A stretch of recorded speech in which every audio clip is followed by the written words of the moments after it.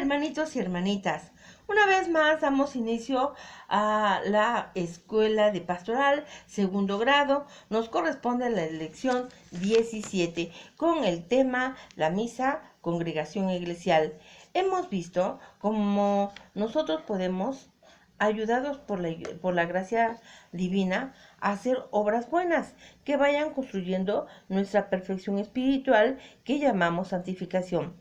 También hemos visto que mediante la oración, que es el diálogo y la unión con Dios, podemos ir ascendiendo por la cuesta de la vida espiritual, siempre solicitando del Señor la merced de su ayuda, dado que nada podemos hacer por nosotros mismos, pues la verdad es que aún ese querer, esos buenos deseos de perfección son obras de Dios en nosotros, como primera gracias actuales. Las siguientes palabras de Cristo en Juan 15:16 nos revela hasta qué punto es precisa nuestra unión con Él para poder llegar a establecer nuestra comunicación con el Padre. No me habéis elegido vosotros a mí, sino que yo os he elegido a vosotros y os he destinado a que vayáis y deis fruto, y un fruto que permanezca, de modo que todo lo que pidáis al Padre en mi nombre os lo conceda. Y en otro lugar, Juan 14:13. Y todo lo que pidáis en mi nombre, yo lo haré, para que el Padre sea glorificado en el Hijo. Y más adelante añade, Juan 16:23-24, yo os aseguro, lo que pidáis al Padre en mi nombre, os lo dará. Hasta ahora nada le habéis pedido en mi nombre. Pedid y recibiráis, para que vuestro gozo sea colmado. De aquí que ninguna oración puede ser perfecta si no incluye la intención de unión con Cristo nuestro Señor, a fin de que por sus méritos infinitos sea enriquecida y nuestra petición al Padre se apoye en la petición solidaria de su Hijo. A este respecto, San Pablo resume la acción de las tres divinas personas dentro de nosotros cuando oramos. En Efesios 5:18-20, no os embraguéis con vino, que es causa de libertinaje, llenaos más bien del Espíritu, recitar entre nosotros los salmos, himnos y cánticos inspirados, cantar y salmodiar en nuestro corazón al Señor, dando gracias continuamente y por todo a Dios Padre, en nombre de nuestro Señor Jesucristo. Así que toda oración, aun aquellas que dirigimos a Dios a través de la intercepción de los santos, incluso María Santísima, debe de ser encauzada por la única vía posible, Cristo, teniendo presente de continuo que los santos llegaron a ser precisamente una causa de unión, amistad y adhesión que consiguieron con Jesucristo, y que la Santísima Virgen obtuvo la gracia singular y especialísima de ser exenta del pecado original y de todo otro pecado desde el primer instante de su única en previsión de los méritos de Cristo, para poder ser de Él la dignísima Madre de la divinidad requerida, ya que no hubiera estado bien que quien habría de ser en su seno habitación de Dios. Hubiera sido, siquiera por un instante, posesión de Satanás por el pecado. Aquí es preciso traer a la memoria dos casos del hombre, como nosotros, que mediante la presencia de Jesús consiguieron su justificación. San Juan Bautista, de quien el mismo Cristo expresó en Mateo 11:11, en verdad os digo que no has surgido entre los nacidos de mujer uno mayor que Juan el Bautista, y el otro es San José. El evangelista lo califica así. En Mateo 1:19, su esposo María José, como era justo, San Juan fue justificado por Jesús en el vientre mismo de su madre Santa Isabel, cuando la Santísima Virgen la visitó estando ella ya encinta del Señor. Lucas 1:44, porque apenas llegó a mis oídos la voz de tu saludo, saltó de gozo el niño en mi seno. Por su parte, San José debió recibir gracias especialísimas para dar cumplimiento a su misión de padre que debía aparecer ante el mundo durante la infancia de Jesús. Todos los santos, pues criaturas de Dios, han recibido su justificación por los méritos de Cristo, y si de verdad los veneramos, lo primero para nosotros es imitarles en su unión con Cristo. Si toda oración nuestra debe de ser hecha al Padre a través de Jesús, ninguna alcanzará más excelencia que aquella que hagamos participado en la celebración del santo sacrificio de la misa. La Santa Misa, llamada también celebración eucarística o simplemente Eucaristía, es el sacrificio de Cristo hecho presente y perpetuado por su propio ofrecimiento al Padre que Jesús renueva día a día, sobre todo en la faz de la tierra, ofreciéndose nuevamente por nosotros la calidad de única y excelente víctima bajo las apariencias de la especie eucarística. La Santa Misa es el mismo sacrificio de Jesús hecho el Viernes Santo en la cruz, porque es ofrecido al mismo Dios en la persona del Padre. Es el mismo sacerdote eterno Jesucristo quien lo ofrece. Es la misa víctima inmaculada, Jesucristo la ofrenda e inmolada. Es el mismo fin por el que ofrece e inmolar la salvación de todos los hombres. Con todo, siendo la renovación del mismo sacrificio la forma de la celebración del santo sacrificio, ahora es distinta en la Eucaristía de que como fue en la cruz. Porque la persona del Padre, el Viernes Santo, era el Dios ofendido que debía de ser satisfecho por la injuria del pecado. Hoy es el Padre amoroso que acepta con agrado esta renovación. Nuestro sacerdote eterno Jesucristo hoy se vale de la persona de su ministro, sus manos, sus labios, su voz, para llevar a cabo el sacrificio. La víctima santa e inmaculada hoy es ofrecida e inmolada de manera incruenta, es decir, sin derramamiento de sangre, pero tan realmente como lo fue en la cruz. La presencia de Jesús en la cruz era sensible, o sea, perceptible por medio de los sentidos, que le veía, se le oía tanto que la Santa Misa, su presencia es mística. Esto es misteriosa, obedece al misterio, pues no podemos entenderla, y sacramental, ya que esa presencia se realiza por la apariencia perceptible del Santísimo Sacramento, pan, vino y agua. El derramamiento de sangre que hubo en la cruz hoy es significado por medio de la separación del cuerpo y de la sangre del Señor, por lo que en el altar aparecen separadas las consagraciones del pan y del vino. La Santa Misa es el sacramento de la Eucaristía que el Señor nos dejó en el último extremo de su amor, para que, teniendo que irse y dejarnos por su pasión y muerte, pudiera al mismo tiempo quedarse con nosotros. Juan 13:1. Antes de la fiesta de la Pascua, sabiendo Jesús que había llegado en su hora de pasar de este mundo al Padre, habiendo amado a los suyos que estaban en el mundo, los amó hasta el extremo. Este quedarse con nosotros eucarísticamente lo realizó con el más profundo deseo. Lucas 22:15. Con ansias he deseado comer esta Pascua con vosotros antes de padecer.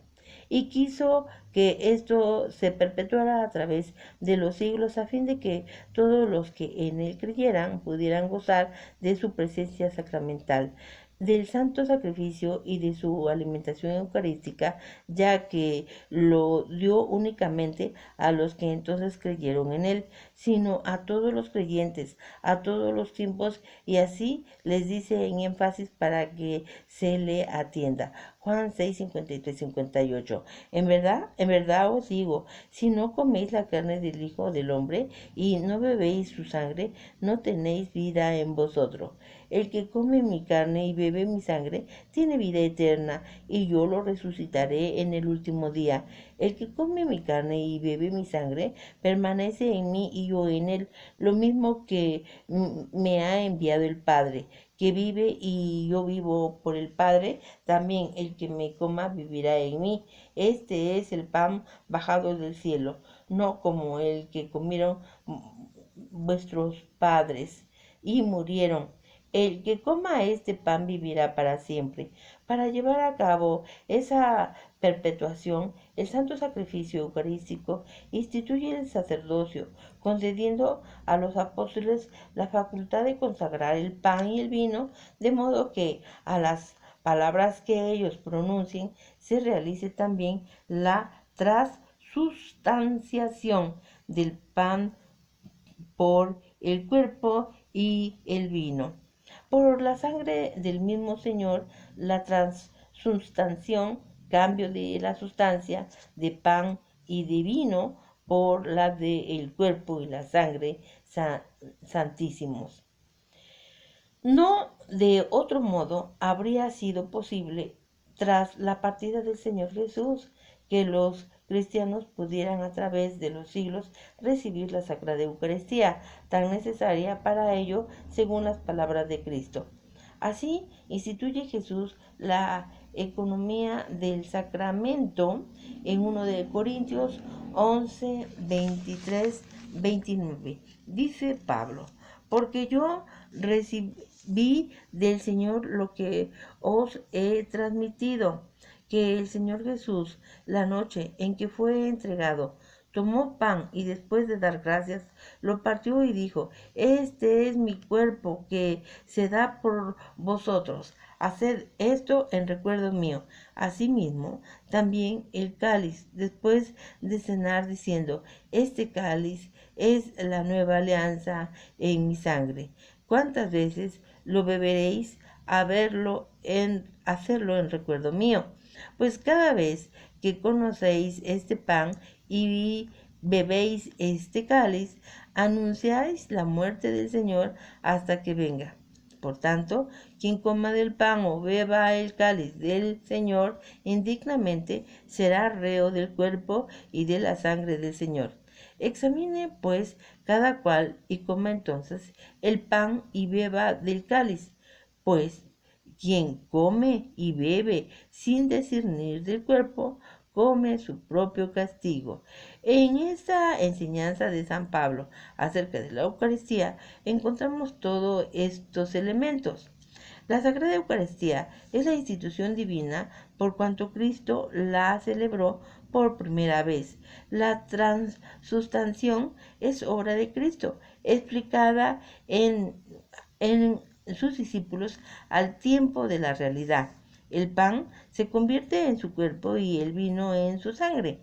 Al mismo tiempo, Jesús instituye el sacerdocio cristiano al conferir a los apóstoles la facultad de repetir la transustanciación del pan y el vino en el cuerpo y la sangre del Señor y les da mandato de repetirlo en su recuerdo. Esta repetición de lo hecho por el Señor habrá de ser de parte de los cristianos. Para el mundo, la proclamación de que Cristo realmente padeció y murió por los hombres, por cuanto el simbolismo de comer el cuerpo y beber la sangre del Señor por separado indica que tal como sucedió en la cruz, ese sagrado cuerpo, al quedar exsangue, sin sangre, quedó realmente muerto. Es tan real la presencia del Señor sacramentado que quien se atreviera a comerlo o beberlo indignamente, lejos de ser santificado con su presencia, comete gravísima falta por la cual habrá de ser condenado. Esto lo advierte el apóstol con repetición y extensamente para hacer conciencia de la verdad de fe y del peligro de no tomarlo como realidad inequívoca. La institución de la Sagrada Eucaristía marca el fin de la antigua alianza. cesó el valor prefigural de los sacerdocios de los animales. El único verdadero y eterno sacrificio haya realizado por primera vez unas horas antes de que el mismo santo sacrificio tenga lugar de manera cruenta, con verdadero derramamiento de sangre hasta la última gota en la cruz. Del pan y del vino solo quedan las apariencias o accidentes a lo que llamamos apariencias sacramentales: color, olor, sabor, forma.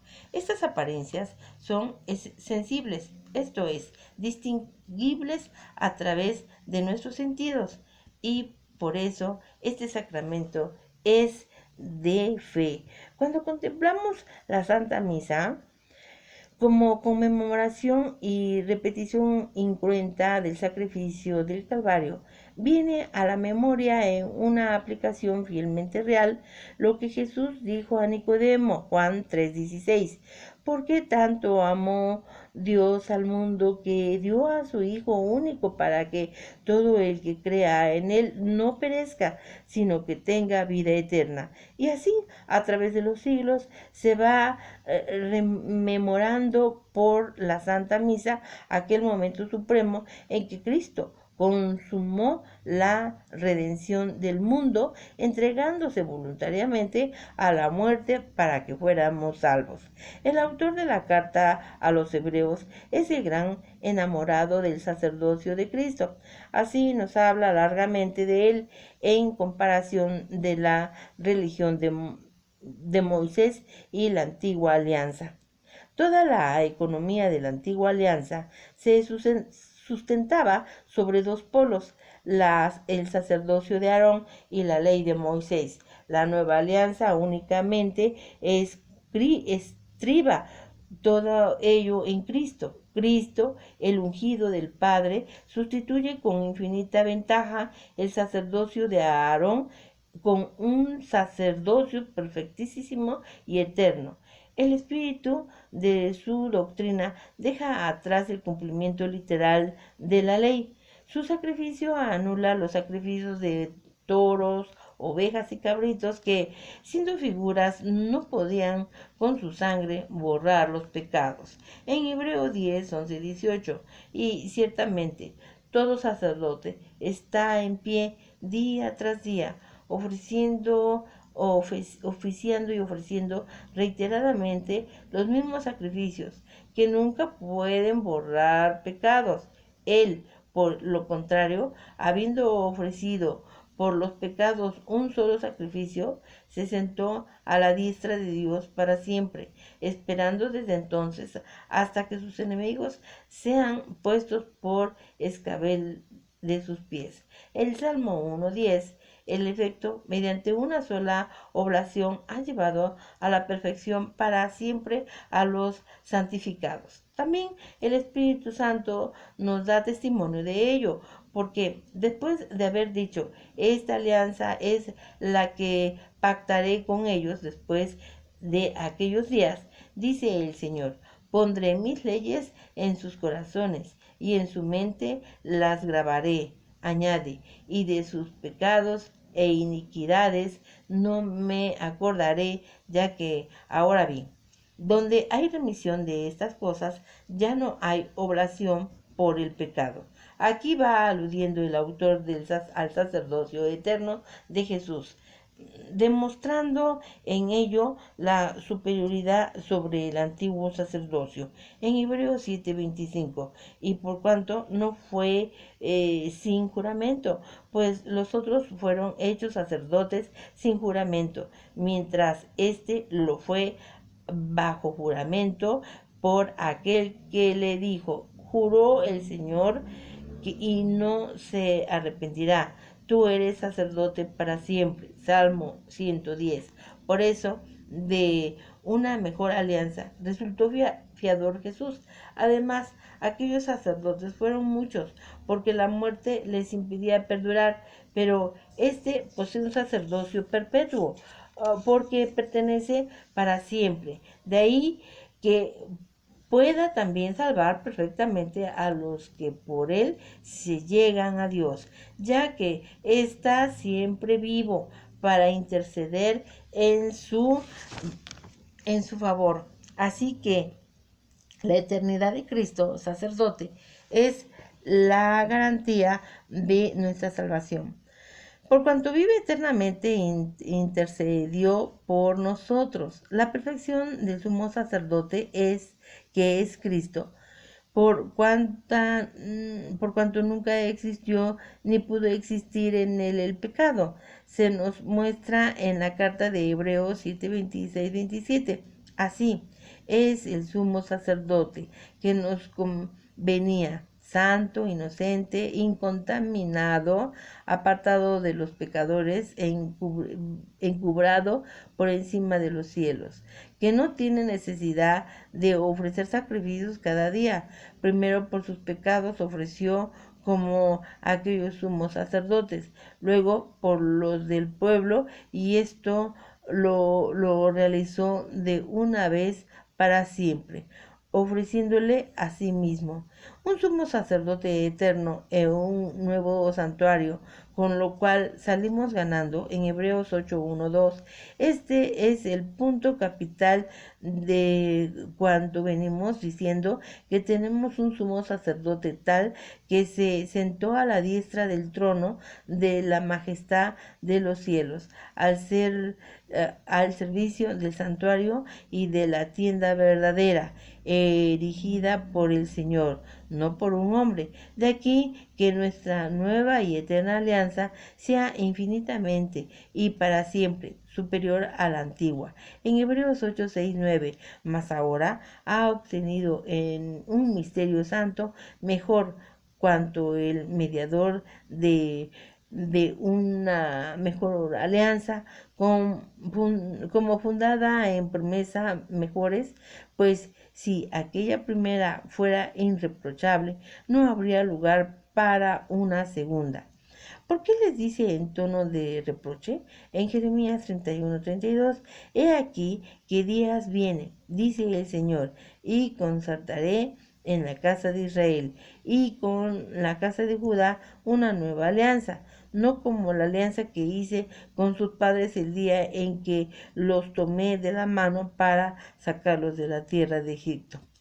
Por la sangre de Cristo existe esta nueva alianza, pues no puede existir alianza sin sangre. En Hebreos 9, 16, 18, pues donde hay testamento se requiere que conste la muerte del testador, ya que el testamento es válido en el caso de defunción, no teniendo valor en la vida del testador. Así tampoco la primera alianza se inauguró sin sangre. La consecuencia de todo esto nos la marca el mismo San Pablo en Hebreos 10, 19, 25. Teniendo pues, hermanos, plena seguridad para entrar en el santuario en virtud de la sangre de Jesús, por este camino nuevo y vivo, inaugurado por Él para nosotros a través del velo, es decir, de la propia carne y un gran sacerdote al frente de la casa de Dios. Acerquémonos con sincero corazón en plenitud de fe, purificados los corazones de conciencia mala y lavados los cuerpos con agua pura. Mantengamos firme la confesión de la esperanza, pues fiel es el autor de la promesa. Fijémonos los unos con los otros para estímulo de la caridad y las buenas obras, sin abandonar nuestras propia asamblea, como algunos acostumbran a hacerlo, antes bien animados tanto más cuando que vea que me acerqué ya que es el día. Este día a que alude San Pablo es el de la parucia o segunda venida de Cristo. Es pues el sacerdocio de Cristo, el ofrecimiento de sí mismo como víctima y su mediación ante el hombre. El conjunto de bienes que nos reúnen alrededor del mismo Cristo, de manera que Él viene a constituir el centro de toda su iglesia. Y la Santa Misa, la Sagrada Eucaristía, nos congregan alrededor del altar día a día a los cristianos de toda la tierra, para celebrar el santo sacrificio de Cristo, anunciar su muerte y su resurrección, convivir en caridad, entregarnos al estudio de la doctrina y elevar la oración en común. Por ello o por eso decimos que la vida cristiana gira alrededor de la Santa Misa, y la vida cristiana se realiza al unirnos al sacrificio de Cristo, que la vida cristiana nos hace participar de los méritos de Cristo. El sacrificio eucarístico nos congrega alrededor de Jesucristo, de manera que unidos a Él y hecho con el sacerdote y víctimas de la renovación e incongruenta del sacrificio de la cruz, cumplimos junto con Él los 4 fines de todo sacrificio. El primero, latréutico, de modo que el sacrificio es un acto de adoración a Dios con reconocimiento de su soberanía sobre la creación y sobre nosotros mismos. Eucarístico, como acto de agradecimiento por los bienes que del Padre recibimos a través de su Hijo Jesucristo. Tercero, propiciatorio, ya que por la pasión y muerte de Jesucristo logramos el aplacamiento de la majestad divina y pagamos por nuestras culpas. Impenetratorio, por el cual podemos solicitar del Padre nuevos favores y gracia. De este modo, la Santa Misa cumple perfectamente como sacrificio a nuestra nueva alianza, siendo la oblación u ofrecimiento de un bien sensible, Jesucristo, que se ofrece a la divinidad, el Padre, en señal de honor, reverencia, aceptación de su voluntad, satisfacción y petición, reconociéndole como Creador, Señor y último fin de toda criatura. De aquí que toda religión que carezca de sacrificio es una religión defectuosa, ya que al carecer de sacerdote y de víctima, se encuentra en incapacidad de cumplir los 4 fines del sacrificio arriba expuestos. La unión que produce el santo sacrificio de la misa alrededor de Cristo reúne a la Iglesia Universal en una sola oración en beneficio y el nombre no solo de los miembros vivos de ella, sino de todos los miembros de la Iglesia purgante, lo que esperan en el purgatorio la santificación total de sus culpas, así como a los miembros de la Iglesia triunfante, quienes por el misterio de la comunión de los santos unen su adoración y alabanza. La Iglesia militante para dar gloria a Dios. De todo lo dicho, se desprende que la mejor manera de asistir al santo sacrificio de la misa consiste en 1. Unirse a Cristo, sumo sacerdote presente en la persona del ministro celebrante, para ofrecer con él la víctima del Padre. 2. Unirse con Cristo, víctima dignísima, para ofrecerse con él como víctima indignas del Padre. Y tercero, tener durante la celebración del sacrificio eucarístico la reflexión del sacrificio de la cruz, en que por la pasión y muerte del Señor fuimos redimidos, así como el hecho central de la resurrección del Señor, por cuyos misterios hemos muerto al pecado y hemos resucitado con Cristo. Recibir siempre el cuerpo y la sangre del Señor como alimento necesario para nuestra vida espiritual, presentándonos para ello con las debidas disposiciones sin pecado grave en la conciencia. Para esto recordemos que la Sagrada Comunión no es premio, ya que nadie es suficientemente digno de recibirla, sino remedio en virtud del cual vamos adquiriendo las gracias y virtudes necesarias para nuestra marcha hacia la perfección. Resumiendo, por sacrificios entendemos la destrucción de un bien que el hombre nace en reconocimiento de su dependencia de la divinidad. El sacrificio por excelencia es el santo sacrificio de la misa, el cual es renovación del sacrificio de la cruz. Todo hombre necesita ofrecer el sacrificio por cuanto necesita adorar, satisfacer, dar gracias y pedir a la divinidad. Siendo Cristo a la vez sacerdote y víctima en la misa, la mejor manera de asistir a ella es unirse a Cristo y unirse a los hermanos para participar en el ofrecimiento de la inmolación. Asistir a la misa teniendo conciencia de pecado grave es una tontería, así como abstenerse de comulgar en ella, pues son posiciones negativas ante un acto positivo que queremos realizar. Las reflexiones personales. He sido consciente de mi sacerdocio con Cristo, he sido consciente de mi inmolación con Cristo, seré capaz de unirme a Cristo mediador y a Cristo víctima en beneficio de mis hermanos y de la comunidad eclesial. La resolución, Señor Jesús, que quisiste hacerme participar del sacerdocio y del ofrecimiento de ti mismo, permitiéndome que en unión contigo me presente ante el Padre. Hazme digno de ti.